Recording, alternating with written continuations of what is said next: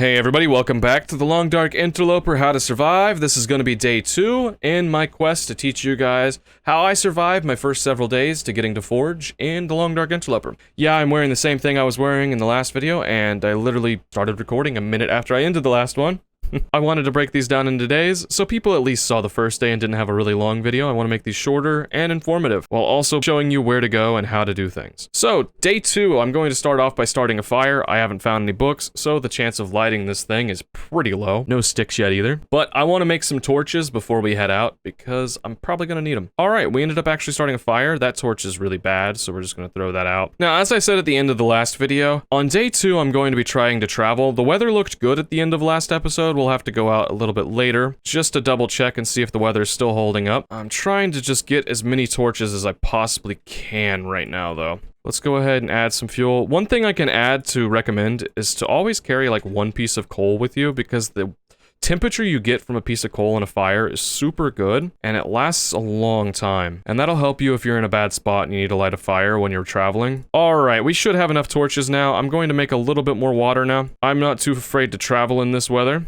We're going to be mostly doing it inside of caves and such. One of the things I can tell you guys is it might be a little bit hard to see, but I think this will be a good way to show day 2 how things can go not your way, and how you might just need to move anyway. Because we're running really low on food and we have to move. We don't really have a choice today. Now, we have good energy. The weather is awful, so our temperature's running out super fast. I am doing the starving method right now, and we're heading to a mine. Be careful. All sorts of wildlife could be lurking around here. I'm holding a torch just because there might be wolves, just like that wolf right there. Now, he can't attack us because we have a torch. Also, here's a little trick, boys. If you hit 2 on your keyboard, you'll pull out a stone and aim it at him, and they'll just run away. So if you don't want wolves following you, that's something you can do if you stand over your torch or behind it. There's the church. We might go up there and check that, but let's go ahead and loot this car really quick. Nothing in here. Sticks. Always pick up sticks, guys. We finally found some sticks, so I can tell you, you need sticks. They're super good at lighting fires. They're free fuel. They fall every time there's bad weather. Make sure you grab some sticks. All right, let's just keep moving up here. Be careful on steep ledges here. You can end up messing your ankle up. Getting a sprained ankle is not great if you don't have any bandages like we don't right now. Now, we are freezing, so let's try to get a move on. The mines that we're going to should be warm. All right, let's get into this church. See if we can find some books. Those will help us light fires easier. Here's the thing of tomato soup. Another firearm cleaning kit. I don't know what's causing that in this custom. I just clicked over to Interloper and hit accept, so yeah. All right, we got pretty unlucky and didn't find a single book, but we found some crow feathers out here. These are used to craft arrows. Make sure you pick them up. They're around all sorts of dead bodies. If you see a dead body, try to grab them. Here is another thing we're looking for. This is old man's beard. This stuff can be used to make some antiseptic. Antiseptic that you find in the bottles is very heavy, so I recommend crafting these, carrying them around. If you get bit by an animal and somehow survive an interloper, you can use one of those to make sure you don't get infected. Reishi mushrooms, these are used in case you get food poisoning, which I luckily didn't get from drinking that water. Not sure how I got that lucky. Anyway, let's go ahead and keep moving. We gotta be faster. We're losing a bit of health right now due to the cold. It's not too worrisome to lose health like this, by the way, and hyperthermia is not a super killer. You can survive, just try not to get it. I hope you guys can't hear that ambulance that's driving by really loud. Now, I'm still walking up the same road that came from that lighthouse and that church. That's where we're at right now. And we're heading to the transition map. Now, in the Long Dark, there are transition maps, transistor maps? I don't know how you'd say it. And in those maps, there's not much going on, but they're just spaces between different maps that you actually want to get to. Some of them are dangerous, some of them aren't. The one we're going to does have wolves. See if we can find anything in this truck. Not a thing. Let's move on. Now, I want to start watching my energy and trying not to run so much, because if I get tired and I'm out here and I don't have a bag to sleep in, things are not going to go well for me. So I'm really going to want to get a move on, try to get to Coastal Highway's gas station so I can have a bed. I definitely recommend grabbing all these things that you see, especially these. Like, these lichen are probably the least useful one because you're trying not to get bit in the first place. I always try to grab them. If anything, they're there as a precaution. We also want to keep our eye out for any type of saplings we see. They're just these little bitty trees. We're definitely going to need multiple of them. The birch ones are used to make arrow shafts, and the maple ones are used to make the bow itself. And in Interloper, you can't find any bows.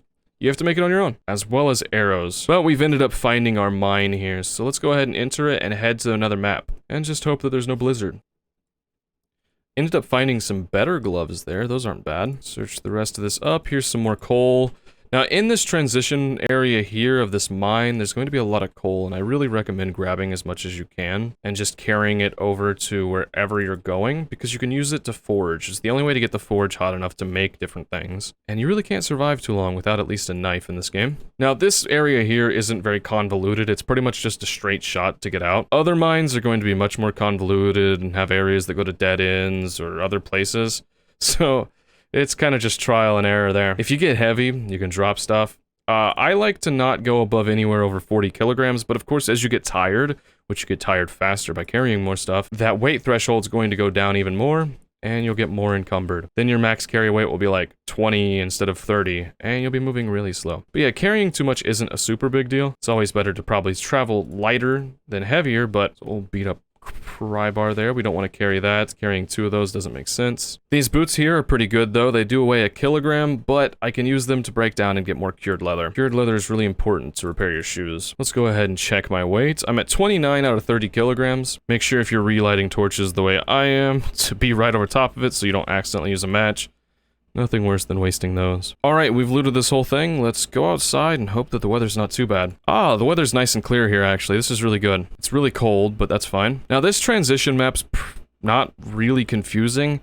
It's just a straight shot, but there is a break in the road here. There are several wolves that can be here, so definitely watch out here. There's a transition map from Coastal Highway to Mystery Lake that does not have the wolves. So I still want to be on the move pretty quickly. I'm probably going to start another fire at some point through this so that I can get my temperature back. Since we're already missing about 1/4 of our health, we don't want that to go too low. You always want to make sure your health is doing all right just so you can move quicker. You don't want to be stuck in a house for several days at a time. You can end up getting cabin fever, which will cause it to where you can't sleep indoors at all. You really don't want that before you find a bedroll. That would mean you're screwed. Let's go ahead and run over and check what this cave has. It's on the right side. Looks like it just has more fuel for fire. That's fine. We'll pick it up for now. Here is actually a place I'd recommend starting the fire, so let's go ahead and do that, since there's no wind and nothing can blow it out. Failed. Awesome. Oh, we don't have any more tinder. I didn't think of that. Okay, so this is what you do if you don't have any tinder, but you have sticks on you. Go into the fire part here, and you can make tinder plugs from sticks. Now, I have 30 pieces of coal, so I'm literally just going to waste some of them. I'm not too worried. Coal respawns. I'm just trying to get the heat up a lot from this fire. I'm gonna go ahead and drop all these torches that I have that are low quality too, because I can get more off this massive fire that's 60 degrees. Now, I don't have much water right now. Good of a time as any to go ahead and boil this water in order to pass time so I'm warmer. Alright, let's head out. Weather should be much warmer now, because if you look at the time of day, it's a little bit past midday, and it starts to warm up. The snow's falling pretty heavy, which definitely gives me a vibe that there could be a blizzard. We haven't had one yet, and even though it's day 2, in Interloper there could be a blizzard anytime. You could spawn in a blizzard. Good luck. I'm making my way back to the road, and then we just have to follow it. The next map that we'll be in is Coastal Highway. Really good map. You're gonna find a ton of loot there. Hopefully you'll end up finding, if you go there, a heavy hammer and hacksaw, which are usually going to be there. I usually take the same paths every time I play, being that wherever I spawn, I'm trying to head all the way into Mystery Lake, and then the Forlorn Muskeg so I can forge, and then it's really up to whatever the hell I want to do after that. Alright, let's go to the next map. Took a little while. And now we're in Coastal Highway. Now this is going to be like your main hub for a little while, till you can get out, depending on how many days it takes you to search this place up to get into Mystery Lake. The spawn we have right now, where we're spawning in Desolation Point, is definitely going to take longer to forge than other ones will, but you could find more loot since you have several different maps to search. We didn't get super lucky in Desolation, but I think our luck will turn around in this map. This map is Wolf Hell, so watch out for them, but other than that, pretty decent. You're gonna find some bears that like to go around on the lake, which is why we're not going to head over to any of the houses that are on the 2 islands. If you're spawning on Coastal Highway to follow along, we're just going to head down this road pretty much the entire way till we see a gas station. My plan for this map, which probably won't be done in a day, it might be day 4 by the time I get ready to leave, probably even starting, depending on how late it is when we get to the gas station, is just loot everything I could possibly find and taking almost all of it with me,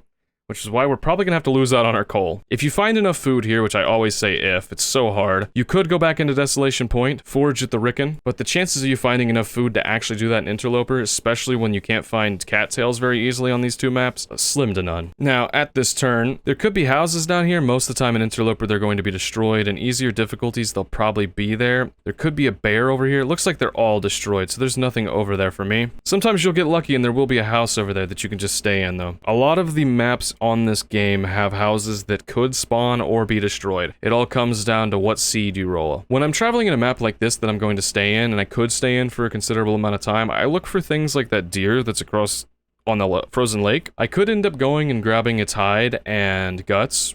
The guts I can use for bows. You need to grab those. You can get them from rabbits. Also, make sure there's good weather, because it takes quite a while before you have a knife to cut all that out. Alright, it looks like we have a house over across the street from the gas station. That's good.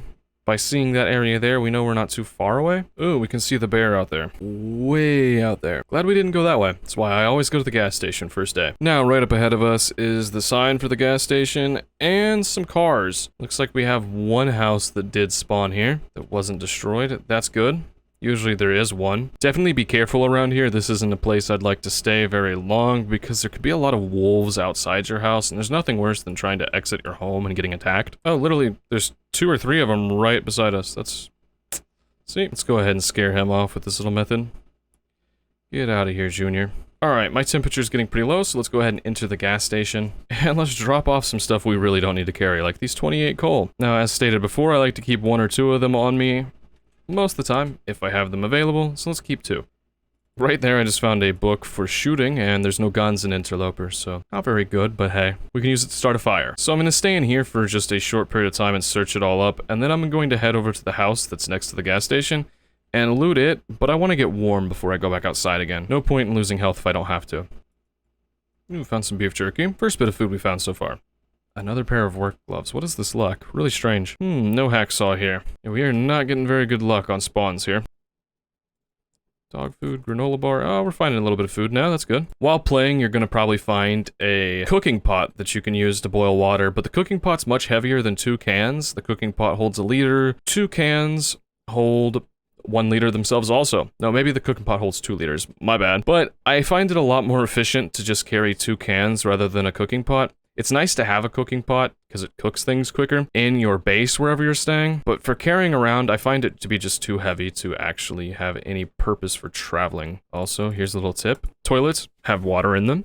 Sounds gross, but that's free water you don't have to boil. Well, snow you don't have to melt. Alright, now that I've searched all this and I have 2.2 liters of water, I think how we're going to approach this is going to be a little bit differently than what I normally do. But I'm going to use this as sort of a home base for the time being, which will end up causing me to be in this map a little bit longer than I normally would be. But I'll have to circle back around over here to pick up all this stuff to carry it into Mystery Lake now. I'm fine with that though. Go ahead and smash this can open because it was pretty low condition. Don't really recommend doing that. You lose a big portion of the food by smashing it open. But let's try to read for 2 hours. Boom, there we go.